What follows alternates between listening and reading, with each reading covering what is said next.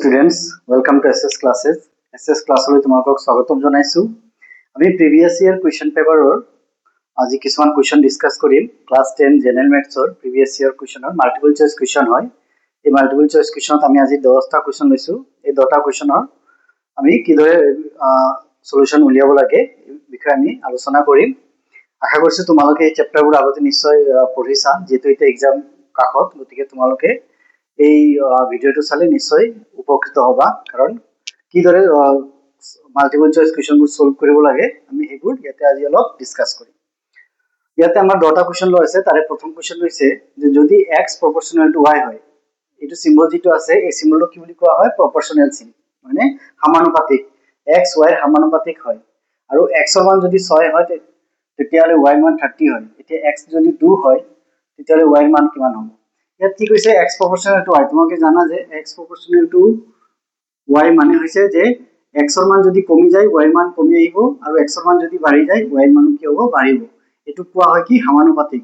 মানে এটো সমানুপাতিকৰ সিম্বল হয়, আৰু x proportional to যদি 1/y হয় তাৰমানে এটো কোৱা হয় ব্যস্তানুপাতিক। এখানে আমি ক্লাস 8 ত শিকিছিলো। সমানুপাতিক মানে হৈছে কি যে x ৰ মান কমিলে y ৰ মান কমিব, x ৰ মান বাঢ়িলে y ৰ মান বাঢ়িব। আৰু ব্যস্তানুপাতিকত কি হয়? যদি x ৰ মান কমে তেন্তে y ৰ মান বাঢ়িব, আৰু যদি এটো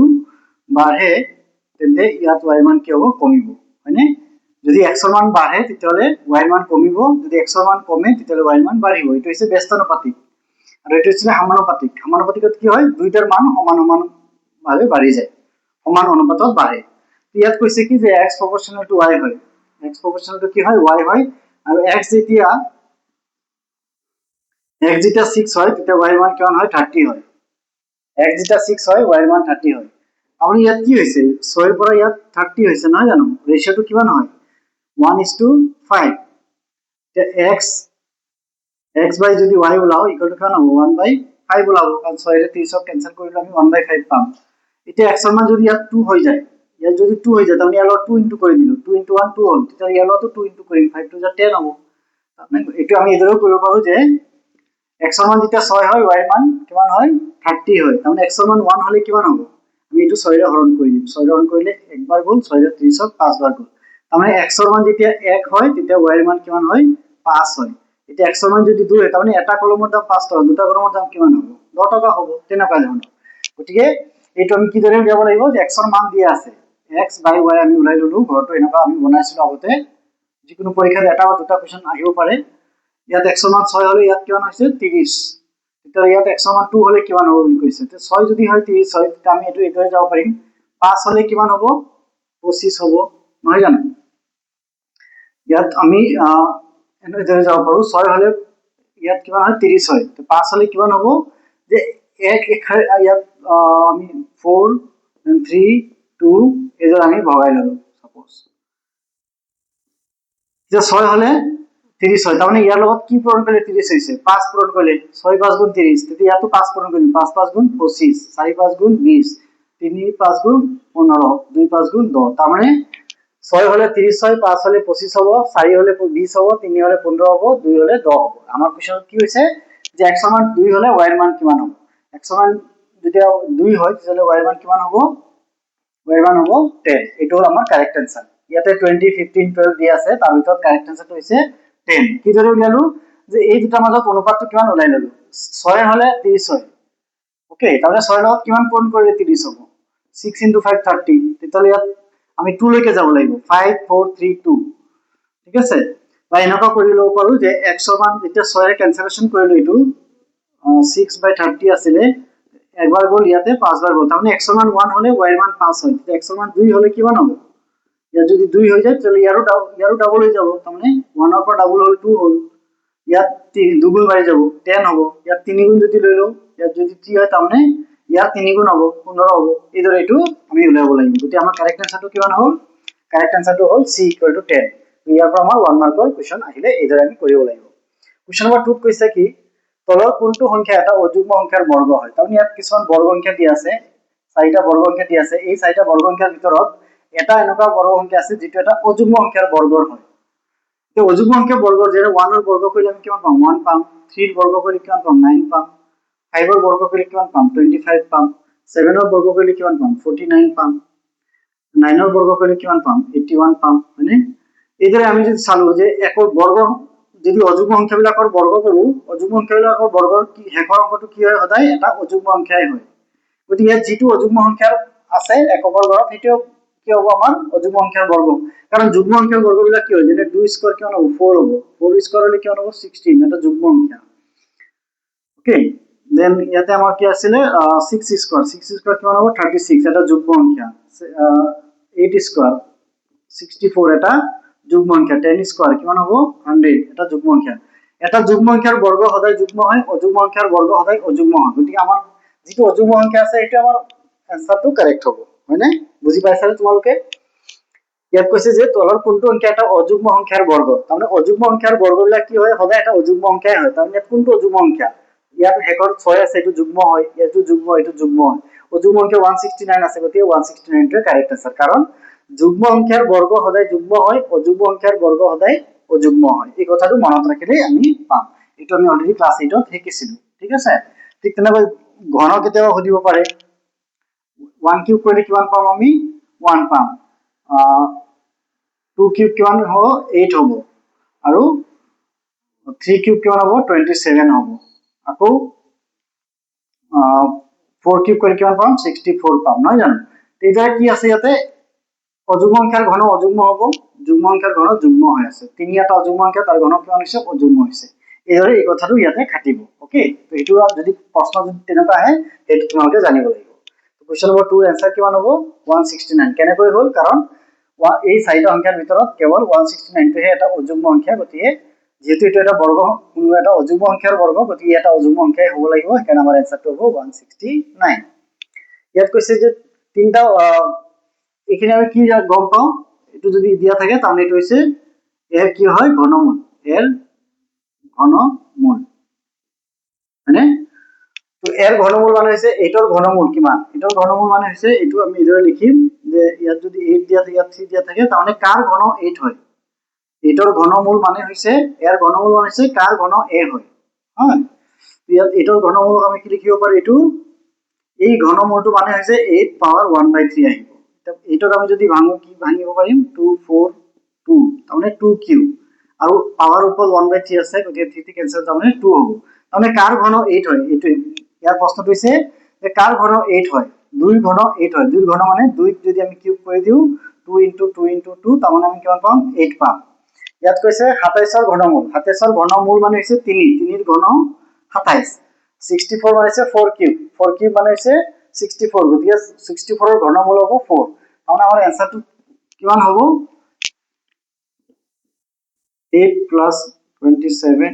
+ 64 8 ৰ ঘনমূল মানে হৈছে কাৰ ঘন 8 হয় 2 ৰ ঘন 8 হয় ইয়াৰ মান 2 হ'ব ইয়াৰ মান 3 হ'ব ইয়াৰ মান 4 হ'ব 4 3 7 7 2 9 তাহলে ইয়াৰ কারেক্ট আনসারটো কিমান হ'ব 9 ওকে তো এইখিনি মিনিং জানিব লাগিব যে এটো কি বুজাইছে 8 ৰ ঘনমূল বুজাইছে যেনে বৰ্গমূলক আমি কি দৰে লিখো এটো 4 ৰ বৰ্গমূল কিমান 2 9 ৰ বৰ্গমূল কিমান 3 ইয়াত যদি 3 থাকে এটো ঘনমূল বুজায় 4 থাকিলে ইয়াৰ চতুৰ্থ মূল বুজাব ওকে এটো আমি এদৰে আমি ক্লাস 8 ত শিকি আহিছিলো গতি আমাৰ ইয়াত কোৱেশ্চন নম্বৰ 3 ৰ আনসাৰ হল 9 কোৱেশ্চন নম্বৰ 4 ত কৈছে কি যে ইউক্লিডৰ বিভাজন প্ৰমেয়িকা অনুসৰি যদি a আৰু b যিকোনো দুটা যোগাত্মক অখণ্ড সংখ্যা হয় তেন্তে অন্য দুটা অদ্বিতীয় সংখ্যা q আৰু r পোৱা যাব যাতে কিন্তু ইউক্লিডৰ বিভাজন প্ৰমেয়িকাটো কি আছিল যে যদি দুটা অখণ্ড সংখ্যা যোগাত্মক অখণ্ড সংখ্যা a আৰু b আছে তেন্তে এক যদি আমি b ৰে হৰণ কৰো এক যদি b ৰে হৰণ কৰো তেতিয়া আমি এটা ঘন কি পাম ভাগফল পাম q আৰু শেষত আমি এটা ভাগশেষ পাম মানে এই ভাগশেষৰ মানটো কি হ'ব পাৰে কেতিয়াবা 0 হয় এটো হল ভাগশেষ এইখিনি ভিডিও আমি অলৰেডি আপলোড কৰিছিলো আগতে যদি তোমালোকে চোৱা নাই এইখিনি ভিডিও চালে ডিটেইল ভাবে তাত বিশেষভাৱে পাই যাবা আমি ক্লাস 10 জেনাৰেল মেথছৰ এইখিনি আমি চেপ্টাৰ আলোচনা কৰিছিলো অলৰেডি যে r ৰ মান কি হয় ভাগশেষ আৰে ভাগশেষ বুজায় ইয়াত কি বুজায় ভাগফল বুজায় এইটো হৈছে ভাজক আমাৰ ফৰ্মুলাটো কি আছিল সৰুৰ পৰা আমি শিকি আহিছো যে ভাজ্য সমান ভাজক পূৰণ ভাগফল যোগ ভাগশেষ এই ফৰ্মুলাটো বহাই দিলে ভাজ্য মানে কি হৈছে a যাক আমি হৰণ কৰিছো a ইয়াত a গ্ৰেটাৰ দেন b হ'ব লাগিব ওকে বা সমান হ'ব পাৰে সমান হলে তো আমাৰ ইয়াত কি হ'ব 1 হৈ যাব q ৰ মান সদায় 1 হৈ যাব তো ভাজক কিমান হ'ব ইয়াত b আৰু ভাগফল মানে হৈছে q প্লাস ভাগশেষ মানে হৈছে r এটো হৈছে ফৰ্মুলাটো এটা ইয়াত হৈছে কথাটো কি যে r ৰ মান কি হ'ব পাৰে আৰু b ৰ মান কি হ'ব ইয়াত q ৰ মান কি হ'ব পাৰে b ৰ মানটো কি হ'ব পাৰে আৰু r মান কি হ'ব পাৰে এইখিনি আমি জানি ল'ব লাগিব a হদায় b তকৈ ডাঙৰ হয় জেনেৰেলি আৰু q ৰ মানটো কি হয় আমি যিকোনো এটা অখণ্ড সংখ্যা পাম r ৰ মানটো কি হ'ব পাৰে 0 হ'ব পাৰে ভাগশেষ কেতিয়াবা 0 ওলাই নহলে এই যেটো ভাগশেষ আছে এই ভাগশেষটো হদায় ভাগফল ভাজকতকৈ কি হ'ব লাগিব সৰু হ'ব লাগিব তাৰমানে r ৰ মানটো হদায় কি হয় b তকৈ সৰু হয় যেটো ভাগফল ভাজক আছে যিহেৰে আমি হৰণ কৰি আছো তাতকৈ হদায় কি হয় সৰু হয় আৰু r ৰ মানটো হয় 0 তকৈ ডাঙৰ হ'ব নহলে 0 তকৈ 0 ৰ সৈতে সমান হ'ব এই কন্ডিশনটো ইয়াত থাকিব লাগিব যে 0 তকৈ ডাঙৰ হ'ব লাগিব বা সমান হ'ব লাগিব r ৰ মান আৰু সদায় b তকৈ সৰু হ'ব লাগিব এটো আছিল ইউক্লিডৰ বিভাজন প্ৰমেয়িকা ইয়াৰ ভিতৰত কোনটো কাৰেক্ট হয় আমি চালে হ'ল a = bq + r 0 less than equal to r less than equal to b এটো ৰং হৈ গ'ল কাৰণ b ইকুৱেল টু হ'ব নোৱাৰে ভাগশেষ কেতিয়াও ভাজকৰ সমান হ'ব নোৱাৰে ইয়াতে আছে আমাৰ এইখিনিটো গোটেইখিনিত সেম আছে এইখিনি সেম আছে কেৱল এই কন্ডিশনটো আমি জানিব লাগিব এই কন্ডিশনটোৰ কাৰণেহে পৰীক্ষাৰ প্ৰশ্নটো আহিছে এটো ক'ত আছে 0 less than r এটো হ'ব নোৱাৰে a হ'ব নোৱাৰে আনসাৰ b হ'ব নোৱাৰে c 0 less than equal to r এইটো আমাৰ c আনসাৰটো কাৰেক্ট হ'ব ওকে কাৰণ ইয়াতে কি দি আছে ইয়াতে less than দি আছে আমাৰ 0 less than equal to r less than b এই কন্ডিশনটো য'ত আছে এটো আমাৰ কাৰেক্ট আনসাৰ হ'ব তাৰমানে r ৰ মানটো কি হ'ব পাৰে ভাগশেষ 0 হ'ব পাৰে বা b তকৈ সৰু হ'ব এনেকুৱা মান হ'ব যেটো 0 নহলে b তকৈ সৰু হ'ব লাগিব ওকে যেনে আমি যদি 2 ৰে 3 হৰণ কৰো কিমান পাম ভাগফল 1 পাম আৰু এবাৰ যাব তো ভাগশেষ আমি কিমান পাম 1 পাম কাৰণ এই যেটো ভাগশেষ পালো এটো কি হয় b তকৈ সৰু বা আমি যদি ইয়াত 4 ৰে হৰণ কৰো 4 ক যদি 2 ৰে হৰণ কৰো তেতিয়ালে ইয়াত কি হৈ যাব 2 বাৰ যাব এটো কিমান হৈ যাব 4 ভাগশেষ 0 তো এই যেটো ভাগশেষ মান হ'ব সদায় ভাজকতকৈ কি হ'ব সৰু হ'ব আৰু নহলে 0 হ'ব ওকে এই কন্ডিশনটোৰ কাৰণে পৰীক্ষাত এই প্ৰশ্নটো সোধা হৈছে তো আশা কৰিছো তোমালোকে এইখিনি বুজি পাইছা ইউক্লিডৰ বিভাজন প্ৰমেয়িকাটো সদায় মনত ৰাখিবলগীয়া কথা আমি আগতে বহুতবাৰ ডিসকাস কৰিছো তোমালোকে ভিডিওটো চালে এইখিনি গম পাবা a = b * q + r where কি হয় যত r ৰ মানটো সদায় শূন্যতকৈ ডাঙৰ বা সমান হয় আৰু b তকৈ সদায় সৰু হয় কোৱেশ্চন নম্বৰ 5 ত কি দিছে যে পৰিমেয় সংখ্যা 4³ ডিভাইডেড বাই ইয়াত এটা পৰিমেয় সংখ্যা দিয়া আছে পৰিমেয় সংখ্যা বুলি ক'লে আমি কি গম পালো এইখিনি ভিডিও অলৰেডি আমাৰ আপলোড কৰা আছে বিশেষভাৱে জানিবলৈ হলে তোমালোকে প্ৰিভিয়াস ভিডিওবিলাক চাব পাৰা ইয়াত আছে তোমাৰ 4³ divided by 2 to the power 4 into 5³ এটা এটা কি হয় পৰিমেয় সংখ্যা হয় পৰিমেয় সংখ্যা যদি হয় পৰিমেয় সংখ্যাবিলাকৰ দশমিক বিস্তৃতি কি হয় সদায় সমাপ্ত হয় পৰিমেয় যিবিলাক সংখ্যা আছে এই পৰিমেয় সংখ্যাবিলাকৰ দশমিক বিস্তৃতি সদায় কি হ'ব সমাপ্ত হ'ব আমি এইখিনি কথা আলোচনা কৰিছিলো এতিয়া ইয়াত 5 ৰ ওপৰত কি আছে q আছে আমি সদায় তলত 10 বনাব লাগিব 2 into 5 যেটো আছে ইয়াৰ ওপৰত ঘাতটো সদায় সমান বনাব লাগিব ইয়াত 5 ৰ ওপৰত q আছে ইয়াত 3 আছে যেটো সৰু হয় এই সৰুটো ল'ব লাগিব ইয়াত এটা আমাৰ ইয়াত কি থাকি যাব 2 into 2 এটা থাকি যাব নহয় জানো ইয়াত 2 into 5 হোল কিউব ললো into 2 এটা থাকি যাব কাৰণ 2 চাৰিটা আছিল আমি তিনটাহে ললো ইয়াৰ পৰা এটাটো থাকিলে ইয়াত আছে 4 কিউব 4 কিউবৰ মান যিমানে নহওক কিয় ইয়াত 2 ৰে হৰণ কৰিব পাৰি আমি গতি তলত কি আহিলে 10 কিউব আহিলে 10 কিউব মানে তলত কি থাকিব 1000 কাৰণ তলত কি আহিব 0 তিনটা আহিব ওপৰত কিবা এটা সংখ্যা আহিব 4 কিউব মানে 64 ডিভাইডেড বাই 2 মানে ইয়াত কিমান পাম আমি 32 ডিভাইডেড বাই 1000 এটো আমি যদি ক্যালকুলেশন কৰো আমি এনেকৈ পাম ইয়াত আমি 10 কিউব কিয় কৰি ললো কাৰণ তলত যদি 10 থাকে তেতিয়ালে এটাৰ পিছত দশমিক আহিব দুটা 0 থাকিলে দুটাৰ পিছত দশমিক আহিব তিনটা 0 থাকিলে সদায় তিনটা ডিজিটৰ পিছত দশমিক আহিব ইয়াত যেহেতু তিনটা 0 আছে তাৰমানে ইয়াত দশমিকৰ পিছত কেইটা সংখ্যা থাকিব তিনিটা থাকিব মাত্ৰ তিনটা থাকিব কাৰেক্ট आंसर কোনটো হ'ব a বুজি পাইছনে আমি কিদৰে সলভ কৰিলো দশমিক সংখ্যাবিলাক যেতিয়া আমি এটা পৰিমেয় সংখ্যাক দশমিকত বিস্তাৰ কৰো দশমিকত বিস্তাৰ কৰিলে পৰিমেয় সংখ্যাবোৰ সদায় কি হয় পৰিসমাপ্ত হয় তো পৰিসমাপ্ত ক'ত হ'ব আমাৰ হেতু ওলাব যে দশমিকৰ পিছত তাৰমানে কেইটা ঘৰ থাকিব এটা দুটা তিনটা চাৰিটা পাঁচটা 10টা যিমানো হ'ব পাৰে কিন্তু এই সংখ্যাটো কিমান দিয়া আছে সংখ্যাটো দিয়া আছে 4³ divided 4³ by 2 to the power 4 into 5³ ইয়াত আমি এই যে 5 আছে 5 ৰ ঘাতটো চাম কিমান 3 আৰু 2 ৰ ঘাত কিমান আছে 4 আটাইতকৈ সৰু কোনটো 3 তাৰমানে আমি 2 into 5 হোল কিউব লিখিব পাৰো হোল কিউব লিখা মানে কি হ'ব 10 কিউব 10 কিউব মানে হৈছে 1000 তাৰমানে 1 ৰ পিছত তিনটা শূন্য আহিব তো যিমানটা পিছত শূন্য আহিব ওপৰত যি সংখ্যা পাম তাৰ তিনটাৰ পিছত দশমিক দিলে হৈ যায় যেনে যদি এটা সংখ্যা লিখছো 216 ডিভাইডেড বাই 10 ইয়াত দশমিক বিস্তাৰ কিমান হ'ব 21.6 যদি ইয়াত দুটা 0 আহি যায় তেতিয়ালে এটো কিমান হ'ব 2.16 যদি ইয়াত তিনটা জিৰ' আহি যায় তেতিয়াহ'লে এইটো হ'ব 0.216 তাৰমানে তিনটাৰ পিছত কি আহিব তিনটা অংকৰ পিছত শূন্য আহিব যদি ইয়াত চাৰিটা শূন্য আহি যায় ইয়াত যদি চাৰিটা শূন্য আহি যায় তেতিয়াহ'লে আমাৰ কি হ'ব চাৰিটাৰ পিছত দশমিক আহিব কিন্তু অংক আছে তিনিটা গতিকে এটা জিৰ' নিজে লগাই ল'ব লাগিব 216 1 2 3 4 চাৰিটাৰ পিছত দশমিকটো আহিছে যদি ইয়াত পাঁচটা জিৰ' হ'লহেঁতেন ইয়াত দুটা জিৰ' লগাবলগীয়া হ'লহেঁতেন আশা কৰিছো তোমালোকে এইটো বুজি পাইছা Question number 6 ত কৈছে যদি p of x equal to bx square plus 4 into b plus 1 plus 1 বহুপদটোৰ এটা শূন্য হয় তেন্তে b ৰ মান হ'ব b ৰ মান নিৰ্ণয় কৰিব লাগে য'ত কি বুলি কৈছে p of x equal to b of x square plus 4b plus 1 plus 1 বহুপদটোৰ এটা শূন্য হয় বুলি কৈছে যদি ইয়াত কোৱেশ্চনটোত এটা মিসিং আছে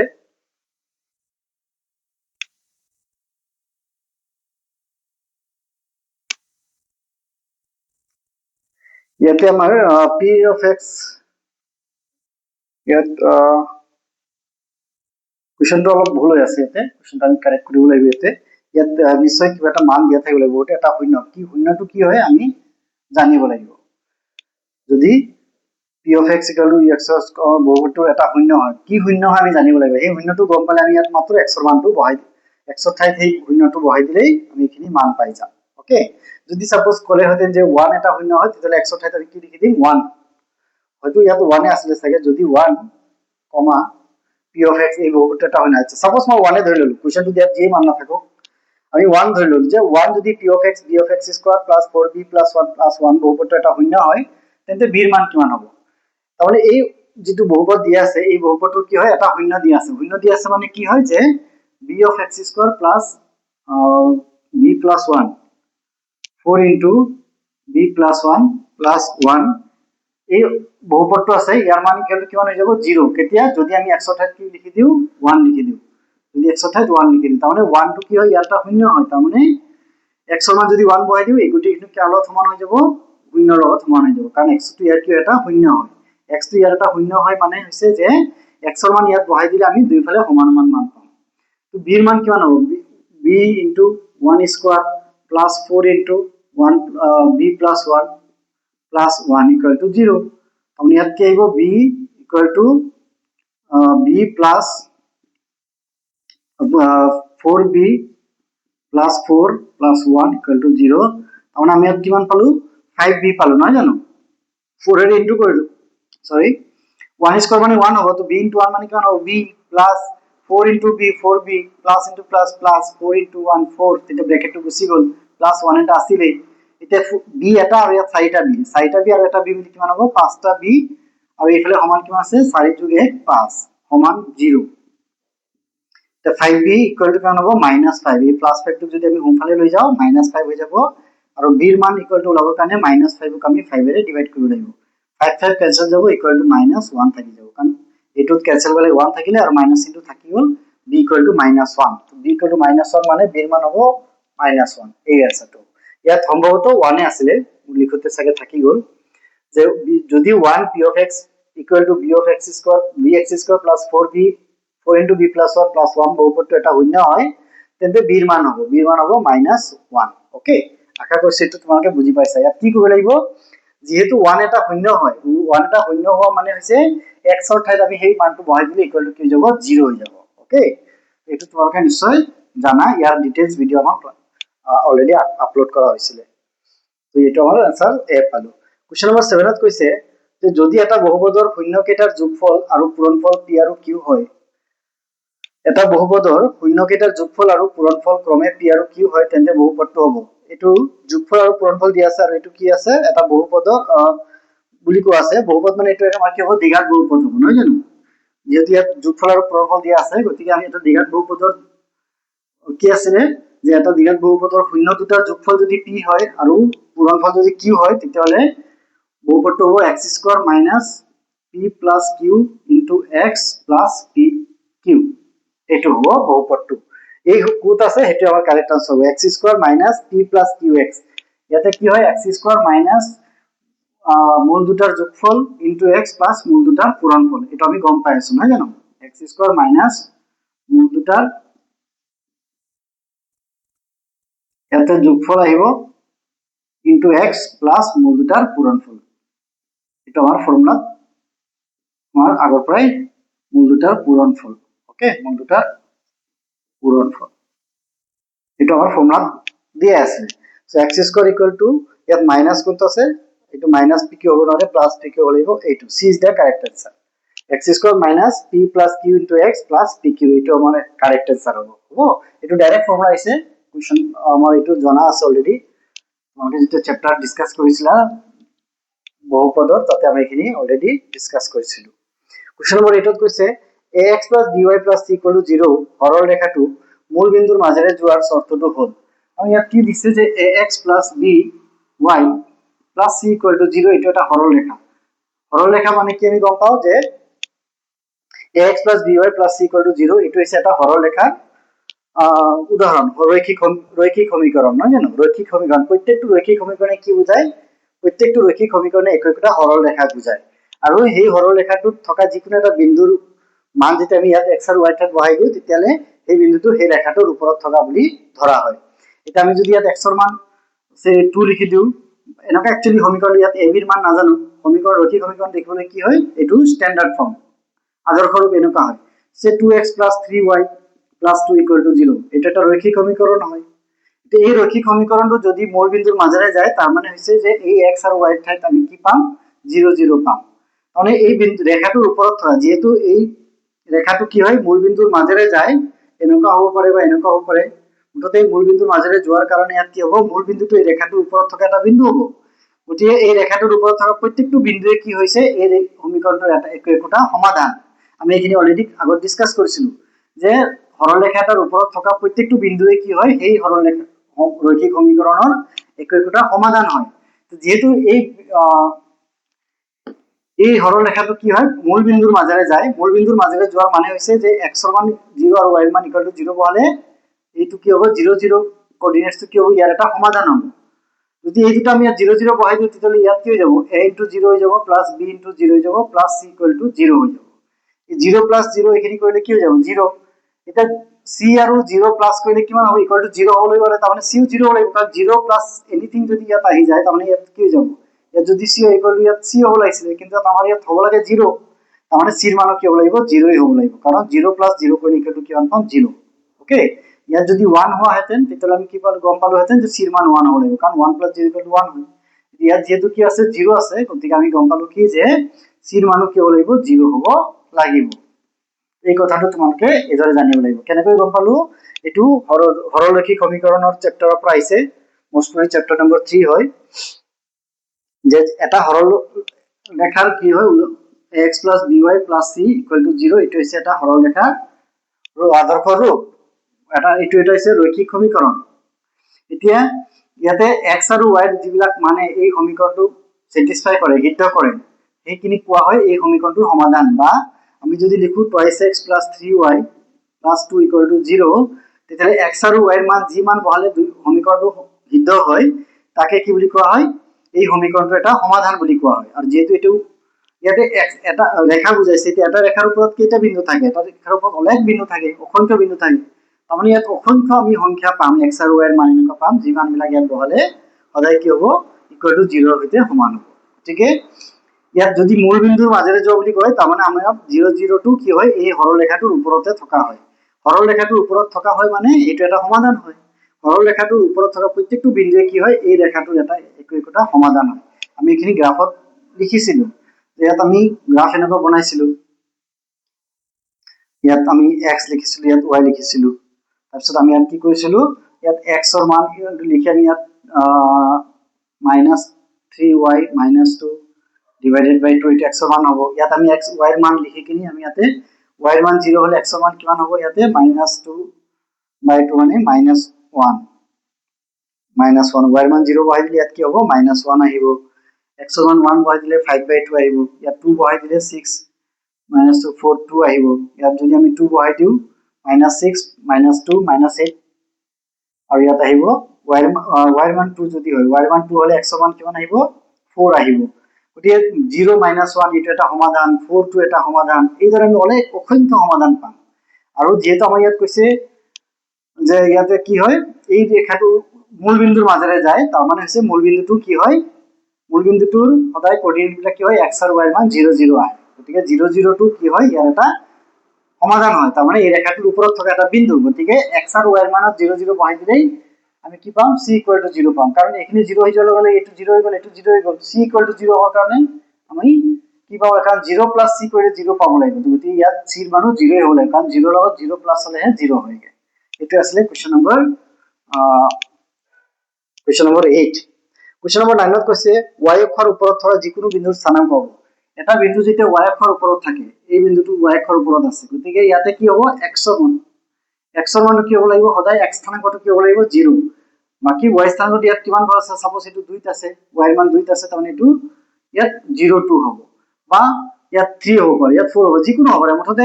y স্থানাংক এটা থাকিব x স্থানাংক সদায় 0 হ'ব আৰু যদি x অক্ষৰ ওপৰত থাকে সদায় x মান থাকিব আৰু এটো মান y স্থানাংকৰ মানটো সদায় কি হ'ব 0 হ'ব যদি y অক্ষৰ ওপৰত থকা বিন্দু এটা সদায় x স্থানাংক 0 হয় আৰু y ৰ মান ইয়াত যিকোনো হ'ব পাৰে ইয়াত কি হয় আমি নাজানো কিন্তু প্ৰথমটোত কি হ'ব লাগিব 0 এনেকুৱা কিবা দিয়া আছে যদি এটো বিচাৰিলে হ'ল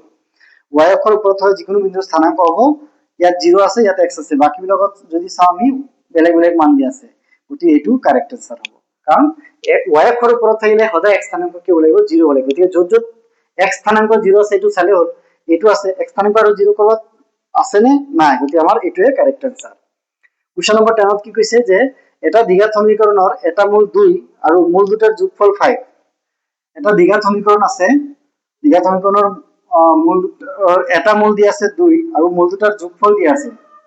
মূল দুটাৰ যোগফল দিয়া আছে 2 প্লাস সামথিং ইকুয়াল টু কিমান হ'ব 5 দিয়া আছে মূল দুটা যোগ কৰিলে 5 হয় এটা মূল 2 হয় গতিকে আনটো মূল কিমান হয় নাজানো গতিকে 2 প্লাস 3 কৰিলে 5 হয় বুলি কৈছে মূল দুটাৰ যোগফল কিমান হয় 5 তো মূল দুটাৰ যোগফল যদি 5 হয় তাহলে 2 প্লাস কিমান কৰিলে 5 হয় 2 প্লাস 3 কৰিলে 5 হ'ব নহয় জানো আমি এটো গম পালো যদি এটা মূল দুটাৰ যদি যোগফল 5 হয় তাহলে 5 - 2 কিমান হ'ব 3 তাহলে ইয়াত কিমান আহিব আনটো মূল 3 হ'ব গতিকে সমীকৰণটো কিমান হ'ব দ্বিঘাত সমীকৰণটো হ'ব x² - α + β * x + α * β = 0 ইয়াত x² - α + β মানে হৈছে মূল দুটা কি মূল দুটাৰ যোগফল হৈছে 5 মানে 5x আহিব প্লাস ইয়াতে কিমান আহিব মূল দুটাৰ পূৰণফল 2 * 5 সরি 2 * 3